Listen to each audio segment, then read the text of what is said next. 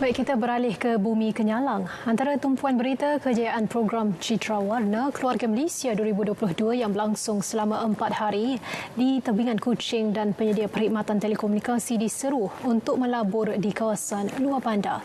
Perincian lanjut kita bersama Vanessa Mering. Silakan Vanessa. Ya Nurul, kejayaan program Citra Warna Keluarga Malaysia yang berlangsung selama 4 hari di tebingan Kuching memberi keyakinan kepada Kementerian Pelancongan Seni dan Budaya MOTEK untuk menganjurkan lebih banyak aktiviti besar seperti ini pada masa akan datang. Menurut Menterinya Datuk Seri Nancy Shukri, Malaysia kini mampu mengurus kehidupan secara norma baharu melalui pelbagai prosedur operasi standard SOP bagi mengurangkan risiko penularan COVID-19 setelah menghadapi pandemik itu selama 2 tahun. Datuk Seri Nancy menjelaskan meskipun segelintir masyarakat masih ragu-ragu dengan risiko penularan COVID-19 dalam aktiviti besar seperti ini, namun beliau yakin dengan pengurusan yang baik selain pematuhan SOP daripada orang awam yang hadir, risiko itu adalah sangat rendah. Jelas beliau, program ini adalah julung kali dianjurkan di luar Semenanjung dan pemilihan Sarawak sebagai tuan rumah adalah bertepatan dengan keunikan Bumi Kenyalang yang terkenal dengan perpaduan dalam kepelbagaian. Malah ia juga telah memberi peluang kepada setiap negeri dalam Malaysia untuk mengenali kebudayaan etnik-etnik lain sekaligus mempromosi budaya masing-masing sebagai produk pelancongan yang dapat menarik pengunjung dari dalam dan luar negara.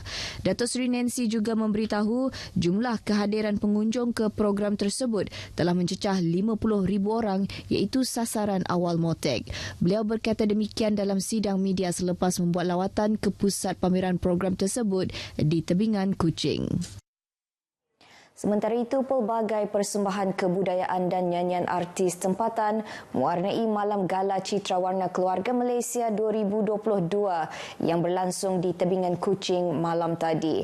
Keluarga Malaysia di Bandaraya Kuching mengambil peluang cuti hujung minggu menyaksikan sendiri kemeriahan yang disajikan bersempena penganjuran program tersebut.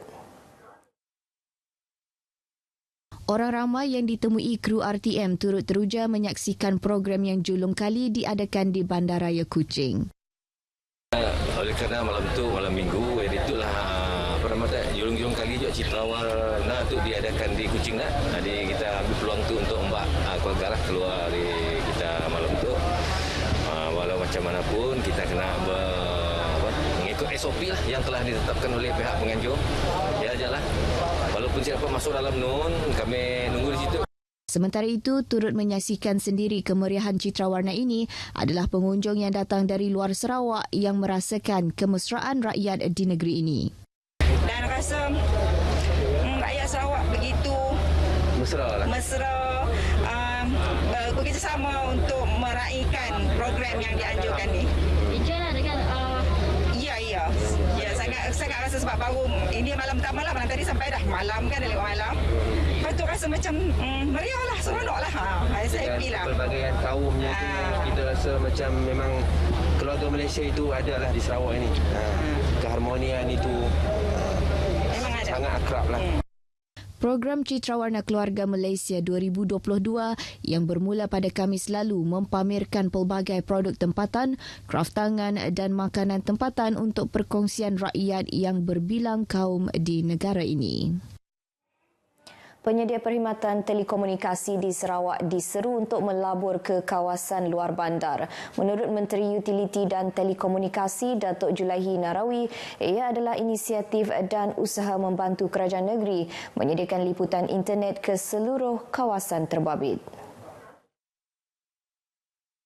Datuk Julaihi Narawi memberitahu Kerajaan Sarawak dan Kerajaan Persekutuan telah menyediakan peruntukan bagi tujuan itu menerusi pembinaan menara telekomunikasi termasuk ke kawasan pedalaman negeri ini. Jelasnya pelaburan tersebut akan memberi manfaat kepada penyedia perkhidmatan berkenaan dalam tempoh jangka masa panjang selain ia memberi kemudahan kepada rakyat. Kerajaan negeri dan Persekutuan katanya kini sedang mempercepat usaha penyediaan jaringan internet dengan menyelesaikan menyelesaikan beberapa masalah yang dihadapi oleh agensi pelaksana. Tambahnya, penyediaan jaringan internet ini akan membolehkan aktiviti secara dalam talian termasuk pembelajaran dapat dilaksana dengan sasaran menjelang tahun 2025. Setiap kawasan di Sarawak diliputi dengan kemudahan internet. Dato' Julaihi berucap pada majlis perasmian seminar Al-Quran bersempena Majlis Tilawah Al-Quran dan menghafaz Al-Quran peringkat negeri Sarawak kali ke-61 di Kuching, mewakili Timbalan Ketua Menteri Dato' Amar Awang Tengah Ali Hassan. Kementerian Perdagangan Dalam Negeri dan Hal Ehwal Pengguna KPDN HEP bahagian Limbang disaran melakukan pemantauan lebih kerap. Ia bagi memastikan bekalan barangan keperluan asas tidak terputus. Menteri Muda Pemodenan Pertanian dan Pembangunan Wilayah Datuk Dr. Abdul Rahman Ismail memberitahu ini berikutan bekalan barangan asas di daerah tersebut berkurangan di pasaran. Datuk Dr. Abdul Rahman berkata demikian kepada pemberita selepas menghadiri majlis makan malam apresiasi Majlis Daerah Limbang. Terdahulu dalam ucapan, beliau menzahirkan penghargaan kepada Radio Televisyen Malaysia dan pengamal media kerana sentiasa bersama pihak kerajaan dalam menyampaikan maklumat yang sahih kepada masyarakat. Universiti Malaysia Sarawak UNIMAS hanya membenarkan 50% pelajar bagi kemasukan semester 2 sesi 2021-2022 yang bermula Mac ini.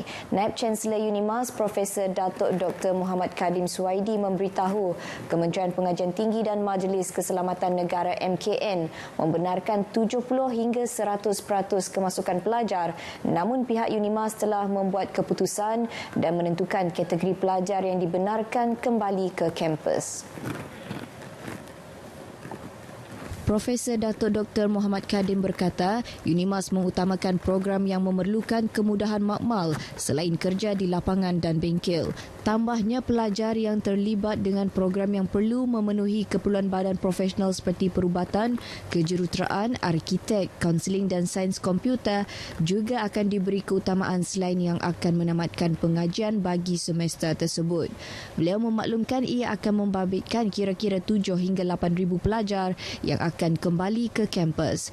Profesor Datuk Dr. Muhammad Kadim memberitahu pemberita RTM semasa kunjungan hormat Duta Republik Turki Puan Yang Terutama Dr. Merv Safa Kavaksi ke kampus UNIMAS di Kota Semarahan. Mengulas mengenai pelajar antarabangsa, beliau memaklumkan UNIMAS telah mendapat kelulusan daripada Jabatan Imigresen Malaysia baru-baru ini bagi membenarkan pelajar daripada beberapa negara kembali ke kampus. Dengan itu, sekian berita dari Sarawak. Kita kembali bersama Nurul di Angkasa Puri. Terima kasih Vanessa Maring atas perincian itu.